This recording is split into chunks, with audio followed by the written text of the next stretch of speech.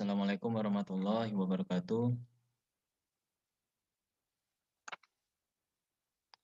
Ya, kembali lagi pertemuan ke-6.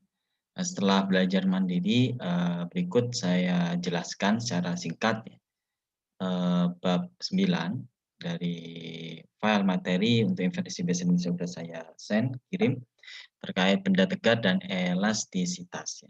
Jadi di sini keywordnya yaitu momen inersia.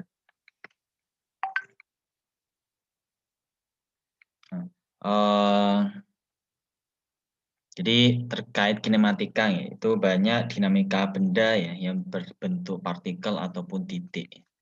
Jadi benda itu bisa bergerak secara lurus ataupun berputar atau rotasi pada titik poros ya.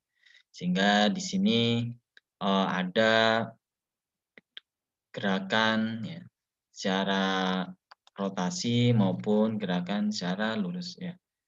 Nah, atau disebut dengan di sini, ini yang saya materinya 2 e-book ya, yang University Physics ya. Jadi yaitu terkait rotation of rigid body ya, angular velocity dan rotation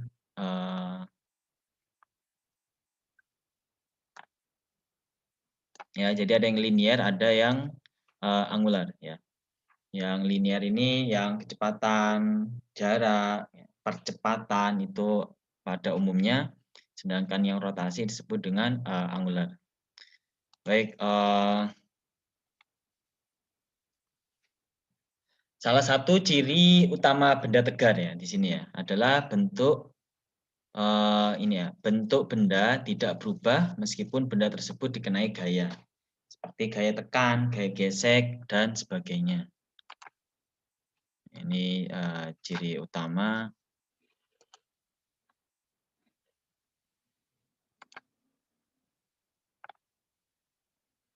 Ya, ciri utama benda tegar ya. Nah, salah satu variabel yang dalam case benda tegar dan elastisitas yaitu ada momen inersia.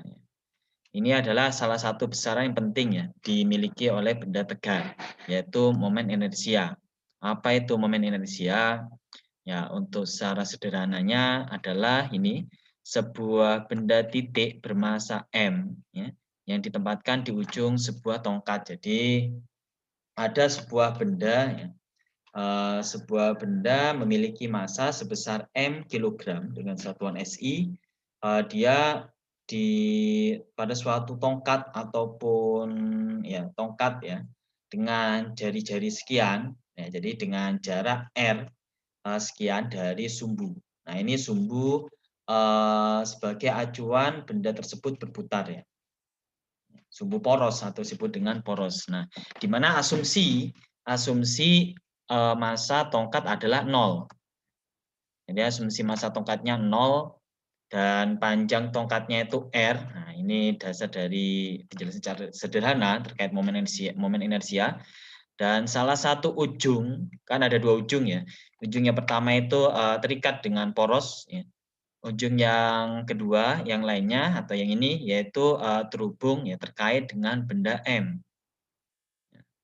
Sehingga benda M ini bisa berputar secara bebas terhadap poros sumbu yang berwarna hitam ini ya. Dengan kecepatan sudut yaitu omega.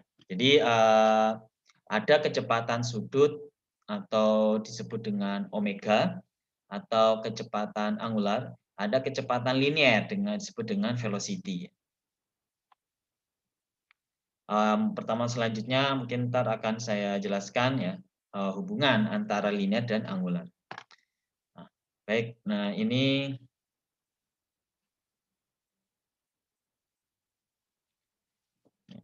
mungkin review sebentar apa itu kecepatan sudut atau apa itu kecepatan angular ya.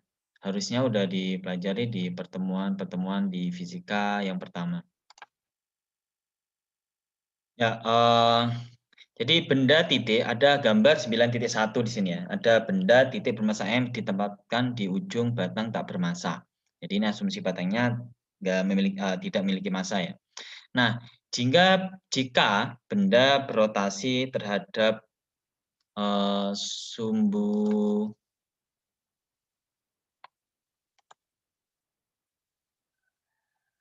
ya, berotasi terhadap sumbu poros ini ya dengan kecepatan sudut omega. Jadi ini kecepatan disebut dengan kecepatan sudut. Untuk notasinya omega, ya, maka kecepatan translasi benda atau kecepatan liniernya, kecepatan bendanya itu, ya, benda ini ya, benda masanya yaitu sebesar V velocity sama dengan omega kali R. Nah, ini ya.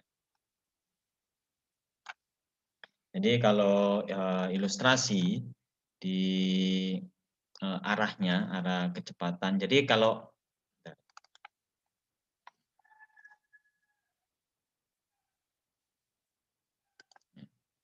ini yaitu kalau ini sudut ya. Sudut itu analoginya ya. Nah, ini untuk variabel gerak rotasi ya. Gerak angular. Sedangkan ini gerak linier. Nah, kalau gerak linier itu ada disebut dengan perpindahan X. Satuannya yaitu meter ya. Meter. Terus kalau untuk angular itu disebut dengan sudut ya. Sudut satuannya sudut dalam lingkaran ya. Jadi jarak sudutnya atau rad ya. Jadi ini satuannya itu radian.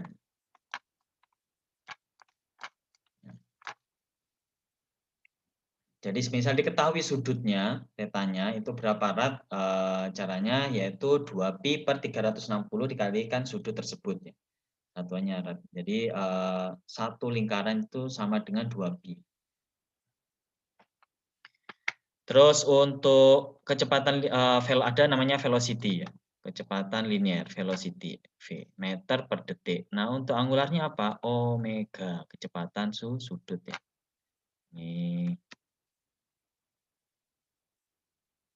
Ini ya, W tapi W-nya Latin ya. Velocity. Nah, ini satuannya otomatis ini kan meter per detik ya. Meter per detik second. Sedangkan ini satuannya itu radian ya, per detik. Terus ada namanya percepatan ya atau percepatan kalau di sini dilambangkan dengan percepatan sudut atau alfa. Gitu ya. Jadi kalau analogi di suatu gerak melingkar ya, itu di sana ada kecepatan sudut. Nah, tadi kan dia memutar ya, berputar di titik poros. Setelah itu ada ini semisal bendanya ya. Bendanya itu ini. Nah, ini semisal benda tadi ya, benda massa M, jadi dia berputar bentuk suatu tracking lingkaran. Nah, di sini ada kecepatan sudut. Ya. Nah, kecepatan sudut semisal ini geraknya ke searah berlawanan dengan arah jarum jam. Jadi kecepatan sudutnya itu ini ya. Nah, ini. Dia kecepatan sudutnya itu arahnya kan ini ya arahnya. Nah, arahnya itu selalu menempel pada permukaan trackingnya ini. Jadi kecepatan sudut arahnya di sini, kecepatan linearnya ya. Ini kecepatan linear ya. Ini kecepatan linear V. Ya. Sedangkan kecepatan sudutnya yaitu ini melingkar di titik poros ya. Jadi kecepatan sudutnya ya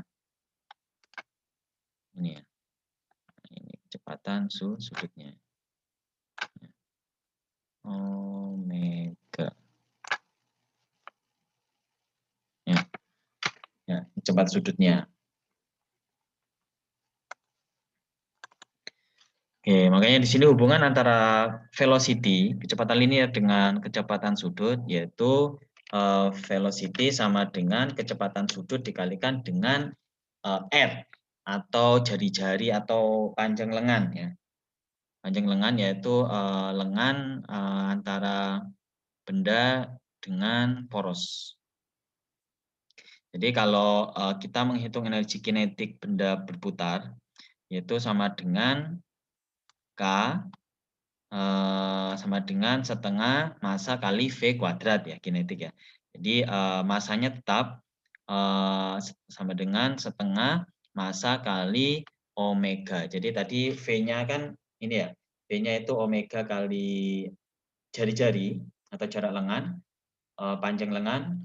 Jadi disubstitusi persamaan 9.1 ke persamaan energi kinetik ini sehingga menjadi setengah M dikali omega R dalam kurung kuadrat. Sehingga ini omega kuadrat dikali R kuadrat ya. Nah, R kuadratnya dipindah ke sebelah kanan massa sehingga menjadi seperti ini, dikelompokkan setengah kali MR kuadrat dalam kurung dikali omega kuadrat. Jadi dengan kita membandingkan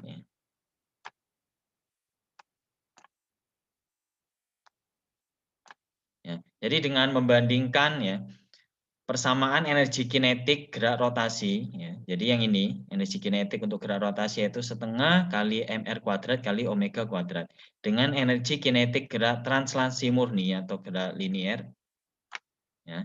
Ini ya perbandingannya energi kinetik untuk gerak translasi murni K sama dengan setengah mv kuadrat. Sedangkan untuk energi kinetik untuk gerak rotasi yaitu setengah mr kuadrat kali omega kuadrat. Jadi dari sini ya, ini kalau ilustrasinya kalau di gerak rotasi ini sebagai ini ya omega kuadrat itu sebagai pengganti ini V kuadrat. Nah, massa yang seharusnya di energi kinetik gerak translasi murni itu di sini yaitu perbandingannya sama dengan mr kuadrat. Nah, mr kuadrat inilah yang disebut dengan momen inersia. Ya. Jadi pada gerak translasi atau gerak linear tadi M disebut massa atau inersia. Ya. Jadi tampak dari dua persamaan ini bahwa pada gerak rotasi besaran mr kuadrat memiliki fungsi yang sangat mirip dengan M ya. Pada gerak translasi ini ya. Nah,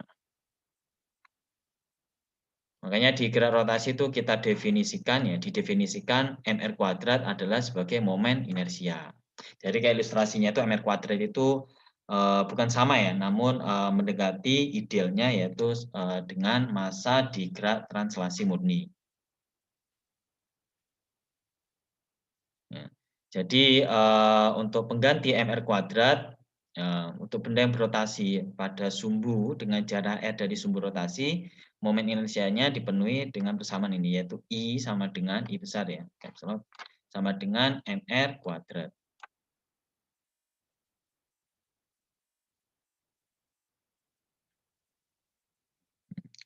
Nah, dari sini pertama momen inersia itu pengaruhnya kalau massa udah fix ya, massa itu fix. Nah, yang berubah-ubah bisa berubah adalah lengan, panjang lengannya ini ya. Jadi momen inersia sangat bergantung pada jarak benda dari sumbu ini. Ini ya. Jadi ini yang dinamis untuk nilai lengannya. Ya. Jadi benda yang sama, jadi semisal memiliki dua benda yang sama ya.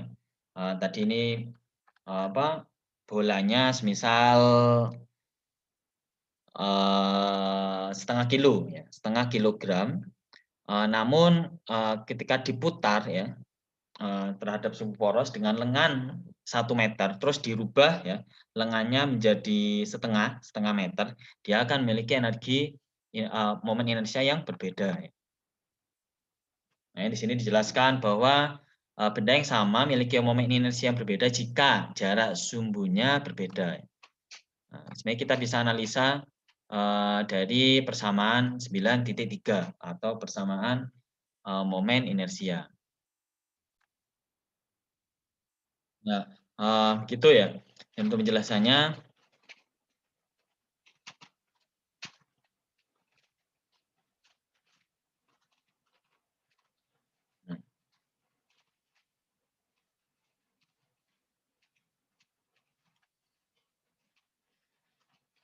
Nah, ini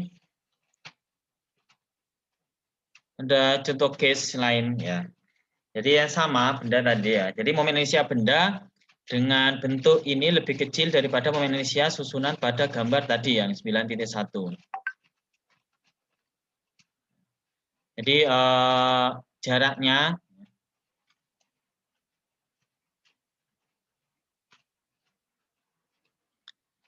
ini disebabkan karena jarak benda ke sumbu lebih kecil. Nah, ini di sini dijelaskan ya. Ketika jadi untuk gambar 9.2 di sini case-nya adalah batang sedikit dibelokkan ya. Sehingga membentuk sudut kurang dari 90 derajat terhadap sumbu. Jadi ceritanya ini dinaikkan ya. Dia berputar terus ini sumbunya yang membuat benda ini berputar ya.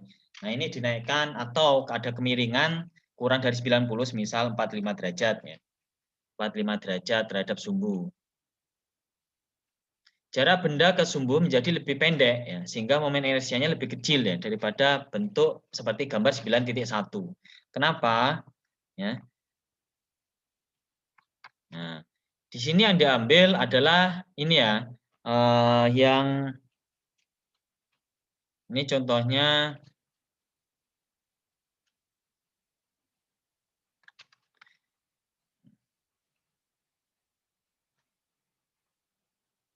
Jadi yang diambil ini kan porosnya ini ya, porosnya itu secara vertikal. Nah, yang dianalisa lengannya itu adalah yang tegak lurus terhadap poros ya. Jadi di sini dia. Jadi kan lebih pendek ya.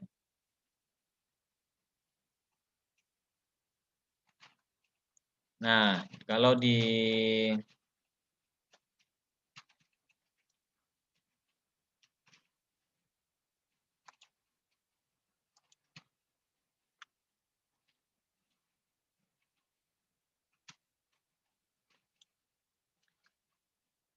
Nah, di sini bentar.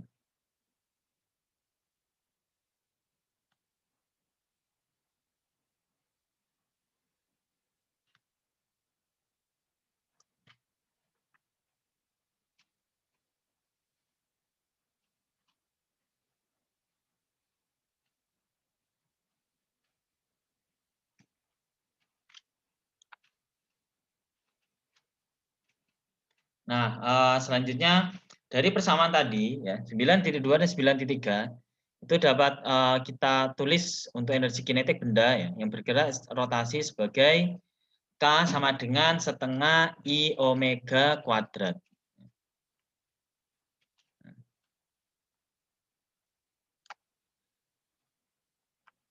Ya, ini ya. Tadi kan I adalah ini mr kuadrat, yaitu massa dikali jari-jari atau lengan ya terhadap poros, yaitu setengah I omega kuadrat. Jadi ini kalau diilustrasikan ya pendekatan ke energi kinetik pada gerak translasi murni, dia mendekati setengah mv kuadrat.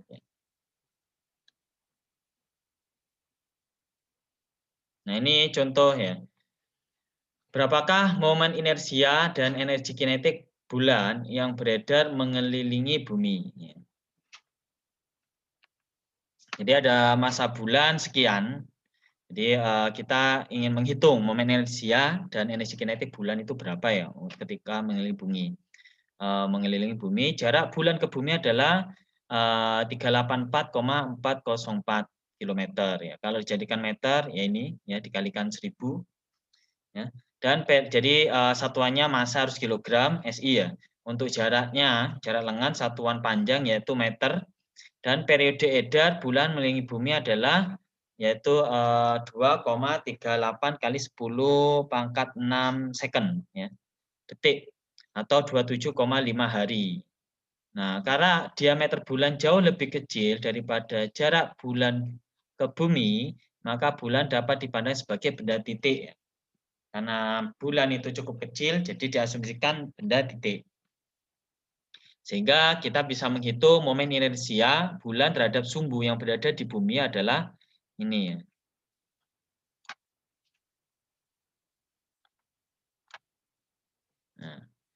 Jadi satuannya kan rumusnya kan massa itu kilogram. Terus jarak itu meter. Jadi kalau mr kuadrat, jadi jaraknya di pangkat kuadrat 2, sehingga satuannya untuk momen inersia adalah kilogram meter kuadrat.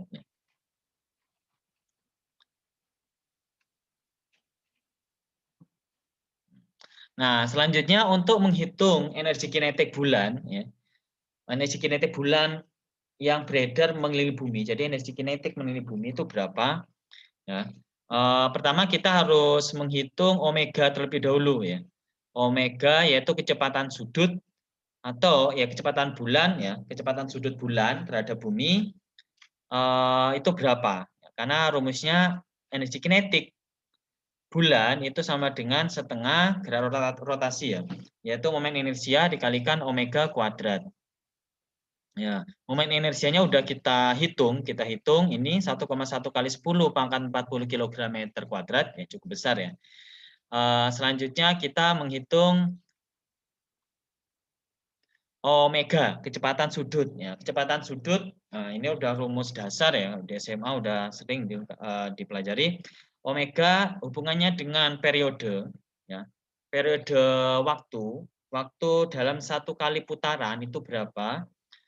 Yaitu di periodenya udah diketahui tadi ya, waktu yang ditempuh bulan untuk mengelilingi bumi dalam satu kali putaran itu berapa? Yaitu sebesar 2,38 kali 10 pangkat 6 dan 2 pi ya. Jadi ini hubungannya omega sama dengan 2 pi per t. Yaitu 2 pi per 2,38 kali 10 pangkat 6. Nah, di sini kalau pi bukan sudut itu nilainya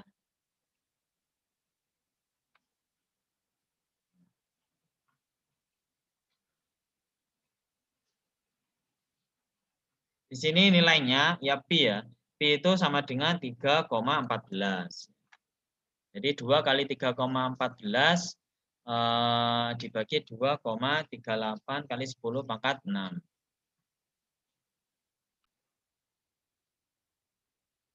Ya, baik. Nah, ini ya energi kinetiknya sehingga nah ini radian per detik sehingga kita bisa hitung energi kinetiknya itu setengah inersia kali omega kuadrat.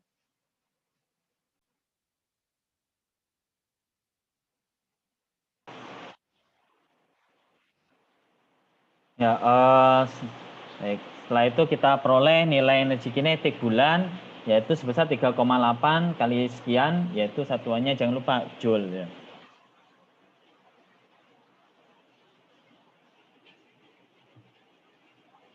Nah, selanjutnya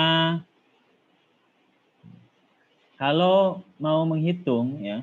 Jadi kalau ingin menghitung laju energi kinetik.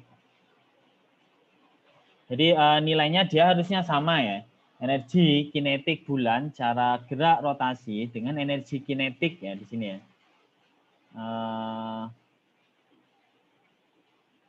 Ya. Jadi dia nilai harusnya sama. Ketika kita menghitung energi kinetik ya, di dalam gerak translasi, pertama kita coba hitung velocity-nya, kecepatan linear, itu tadi rumusnya kan omega dikali jari-jari ya tadi ya. Ini yaitu omega dikali jarak lengan. Ya, atau tadi omeganya kan 2 pi per t ya. 2 pi per t dikalikan r ya. Jarak lengannya yaitu jarak bulan ke bumi. Jadi kita masukkan nilai 2,38 jarak jari-jari ya, antara jarak bulan ke bumi sehingga diperoleh nilai 1014 meter per detik ya kecepatan bulan ya. Laju velocity translasi linear.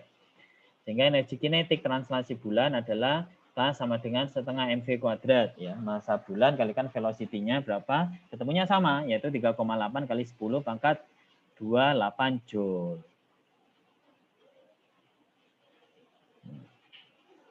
Itu ya. Selanjutnya itu kalau satu partikel ya. Gimana ketika partikelnya itu lebih dari satu. Jadi makanya di sini ada disebut momen inersia sejumlah partikel ya. Jadi ada sebuah sistem yang sedang kita bahas ya, mengandung beberapa partikel. Maka kita bisa analisa momen inersia total sistem tersebut ya, yaitu merupakan jumlah momen inersia masing-masing partikel. Ya. Ini ya. Jadi ada sebuah sistem ya. Ini contohnya ya. Ada 3 bola ya. Bahkan lebih. Makanya di sini disebut ada M1, M2, terus ada M ke N. Ya, N ini jadi bisa yang ketiga, keempat dan seterusnya ya. Dengan jari-jari yang berbeda-beda. Ini ada sumbunya. Ya. Ingat, momen inersia itu merupakan besaran skalar ya. Jadi ketika ada lebih dari satu momen inersia, ya lebih dari satu partikel, jadi dia penjumlahannya menggunakan aljabar biasa ya, ini ya.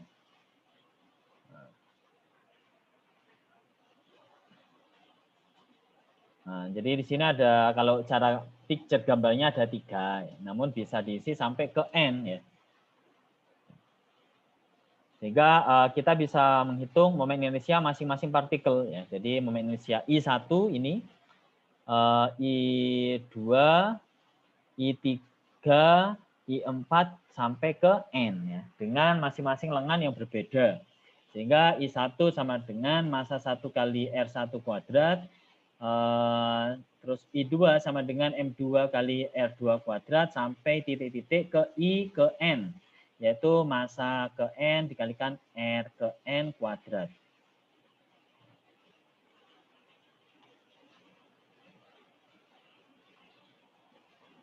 Ini ya. Jadi M ini representasi dari massa partikel ke I ya, dan RI kita analogikan sebagai representasi jarak partikel ke I dari sumbu putar. Sehingga momen inersia secara total sistem partikel tersebut adalah ini ya. Yaitu I sama dengan I1 plus I2 plus titik-titik plus I ke N. Sehingga bisa dinotasikan sebagai sigma I ya, partikel ke pertama sampai penjumlahan partikel ke N ya.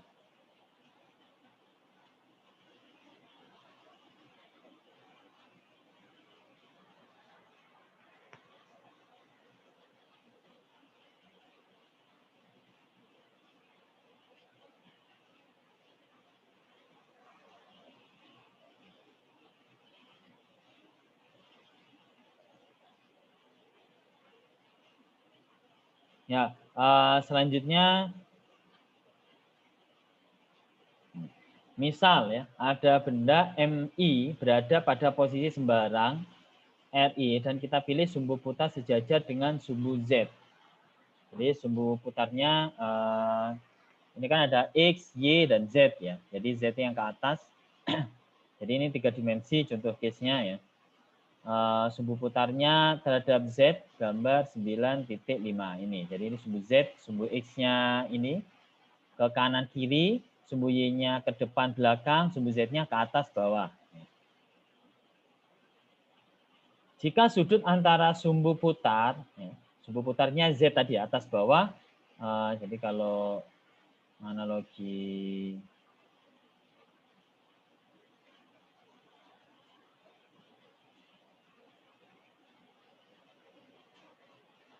ini sumbu Y, nah itu ini sumbu X, terus ini sumbu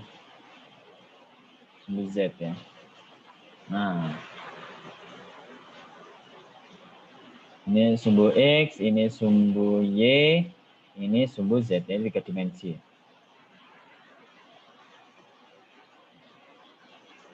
Oke, nah jika sudut antara sudut putar ya dengan vektor posisi benda sama adalah theta I, maka jarak tegak lurus benda ke sumbu putar adalah X. Ya.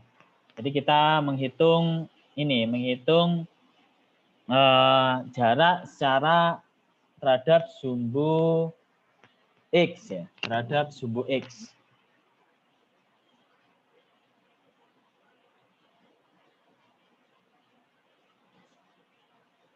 Nah, ini ya.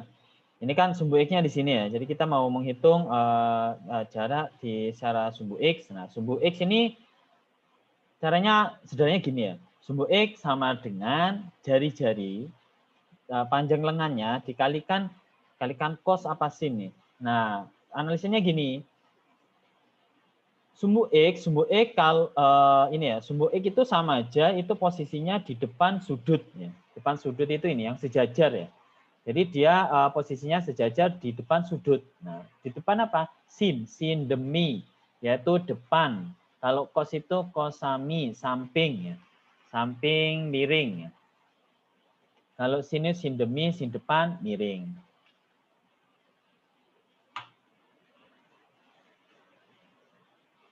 Jadi ini ilustrasinya, kalau ini hanya terhadap sumbu Z ya dan sumbu X ini. Sumbu Y-nya enggak. Jadi dia ketika di posisi sumbu X dia ada kemiringan ya. Jadi ini analisanya lokasinya di 2 dimensi X dan Z ya. Jadi ketika ada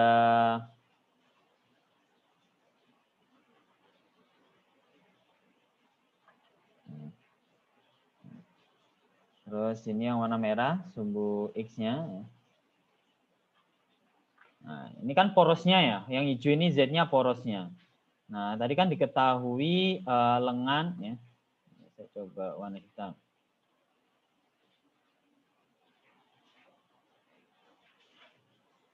Nah, jadi ini panjang lengannya yang warna hitam, terus ini sudutnya ya, theta.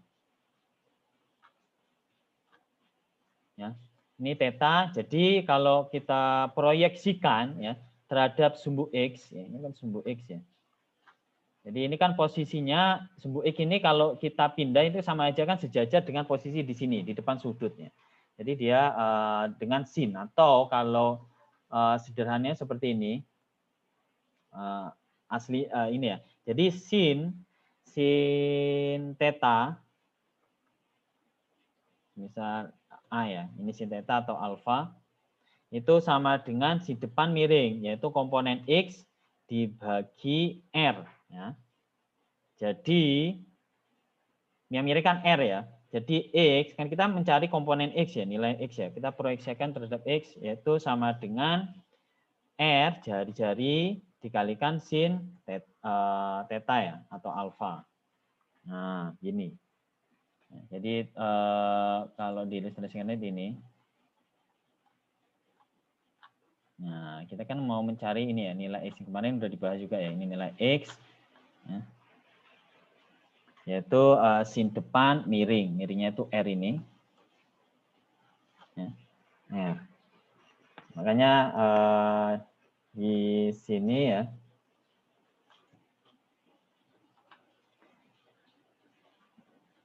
X ya. Jadi kita bisa menghitung nilai X sama dengan R kali sin theta. Ya. Kalau sudutnya yang diketahui terhadap sumbu X ya, baru itu R X sama dengan R kali cos theta. Sehingga dengan demikian momen inersia benda tersebut ya terhadap sumbu putar ya, yaitu sebesar I sama dengan mx kuadrat. Ya. X-nya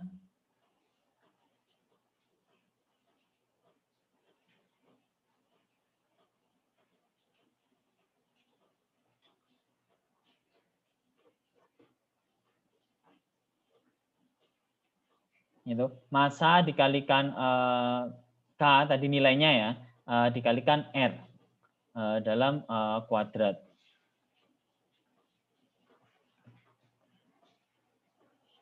Ini ya. Jadi nah, selanjutnya jika sumbu putar sejajar ya dengan vektor sembarang R, maka vektor satuan searah sumbu putar adalah R sama dengan bentar.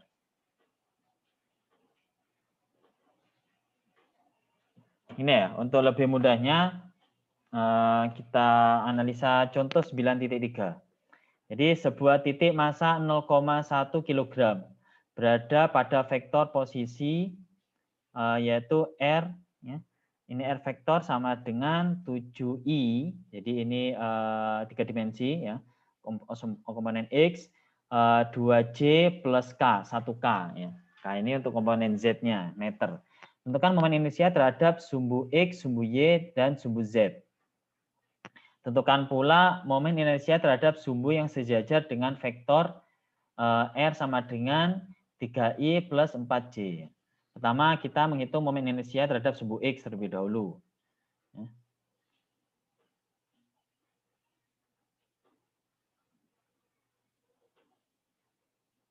Yaitu untuk sumbu X, pertama komponen vektor I dikalikan R. Ya.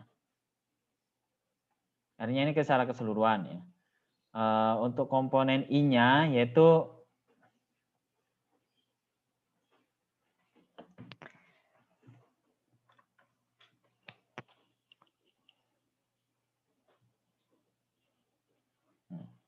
jadi ini vektor I, ya, vektor I dikali dengan R. Ya. Komponen I dikalikan dengan R. Komponen I itu dikali komponen R-nya itu 7i plus 2j plus K. Ya. Jadi 7i cross I ditambah 2i cross J. Ya. Harusnya kan 2j ya tadi ya, sama aja kebalik. Ditambah I cross K. Ini bacanya cross ya, kali ya. Kalau dot kan beda lagi. Ya, nah, kalau sesama ya. Jadi kalau perkalian ya, perkalian vektor ya. Harusnya udah dipelajari perkalian vektor. Jadi kalau komponen dimensi yang sama itu nilainya 0 ya. Sedangkan komponen yang berbeda itu menjadi komponen yang lainnya. Ya, jadi di sini yaitu I kali I yaitu 0. Selanjutnya I kali J yaitu komponen satunya yaitu K. I kali K itu ketemunya J.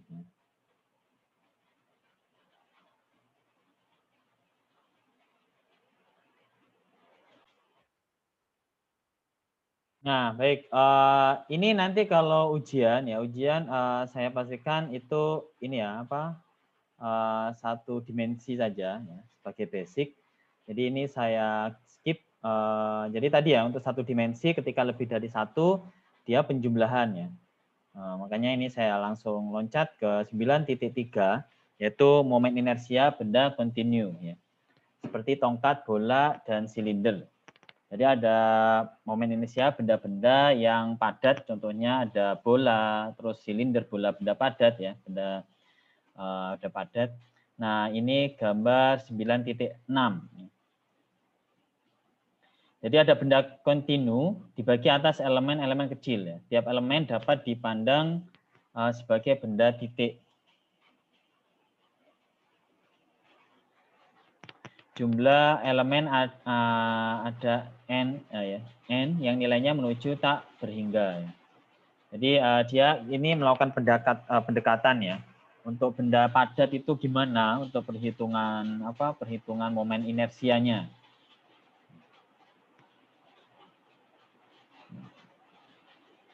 Jadi seperti ditunjuk di gambar 9.6 ya. Benda kontinu bisa dibagi atas elemen-elemen kecil ya. Masa masing-masing elemen adalah delta M1, delta M2 sampai delta M ke N, titik-titik dan seterusnya ya. Dan jarak tegak lurus, jadi jaraknya yang tegak lurus elemen massa ke sumbu putar adalah R1, 2 dan seterusnya. Sehingga momen inersianya itu perjumlahan ya sampai ke N, sampai tak terhingga sehingga memenuhi benda solid ini. Jadi delta M itu dilakukan pendekatan yaitu DM dan RI yaitu R. Sehingga dengan transformasi ini maka momen inersia yang diberikan oleh persamaan 9.9 ini ya. Jadi total secara keseluruhan ya. Jadi kita melakukan pendekatan dengan membagi sekecil mungkin ya, sehingga mewakili secara keseluruhan. Nah, dengan pembatasan limit ya, pendekatan secara keseluruhan yaitu dengan N sampai tak terhingga sehingga kita bisa melakukan pendekatan bentuk integral luar secara keseluruhan, yaitu integral dari R kuadrat terhadap dm. Nah, jadi ini contohnya ya, contoh. Jadi integral, bentuk integral itu sering kali sulit ya dilakukan meskipun untuk benda-benda yang bentuknya teratur seperti bola, silinder, dan lainnya. Jadi untuk menghindari kesulitan tersebut, ya ada pendekatan yaitu gambar 9.7 momen inersia sejumlah benda teratur ya terhadap sumber yang lokasinya melewati pusat massa atau melewati ujung benda. Jadi ini ya dari rangkuman pendekatan untuk benda-benda solid ya, benda-benda yang simetris khususnya. Jadi ini ada benda bentuknya seperti ini ya, ada lubang ya, di tengahnya dengan ketebalan silinder sekian ya. Jadi ini inersianya yaitu I sama dengan mr kuadrat. Dan ini untuk ketebalan yang, kalau ini tipis ya, jadi dari ketebalannya, jadi asumsi dia tipis. Ketika ini ada ketebalan sekian, ya, yang cukup besar, sehingga momen inersianya yaitu I, ya, dikali M, R kuadrat, jari-jari terluar ditambah jari-jari terdalam dikuadratkan masing-masing dibagi 2. Ya, ini kalau ini benda silinder solid, ya, yaitu mr kuadrat dibagi 2 atau setengah mr kuadrat. Kalau ini benda kotak, bukan kotak ya, balok ya, balok ataupun kubus ya, ada ketebalan tertentu. Jadi I sama dengan ya, M dikali A kuadrat plus B kuadrat ini ya, panjang dan lebarnya. Ini ingat porosnya di sini ya, porosnya ya. Terus ada bola ini bola solid ya, di dalamnya ada isinya juga bola solid, yaitu 2/5 kali mr kuadrat. Ini kalau ini bola berongga yaitu 2/3 kali mr kuadrat, sedangkan ini lengan ya, panjang L dengan ada ketebalan tertentu yaitu 1/12 ml kuadrat. L-nya ini panjang L ya. Momen inersianya di tengah. Kalau momen inersianya porosnya itu di pinggir, itu 1/3 ml kuadrat. Oke, ini ya. Jadi pada dasarnya itu momen inersia yaitu massa dikalikan lengan atau jari-jari dikuadratkan. Baik, mungkin penjelasan pertemuan ke-6 terkait momen inersia untuk benda tegak dan elastisitas saya cukupkan sampai di sini dulu. Ntar ketemu kembali di pertemuan ke-7 ya. Itu pertemuan terakhir menjelang UTS ya. Jadi pertemuan 7 nanti daring Zoom by Zoom. Jadi sekalian saya informasikan kisi-kisi soal ujiannya ya, ujian tengah semester. Baik, mungkin itu dulu penjelasan sebagian terkait benda tegak dan elastisitas. Dan terima kasih ya. Jangan lupa berdoa ya ketika menyimak atau belajar apapun ya. Terima kasih. Wassalamualaikum warahmatullahi wabarakatuh.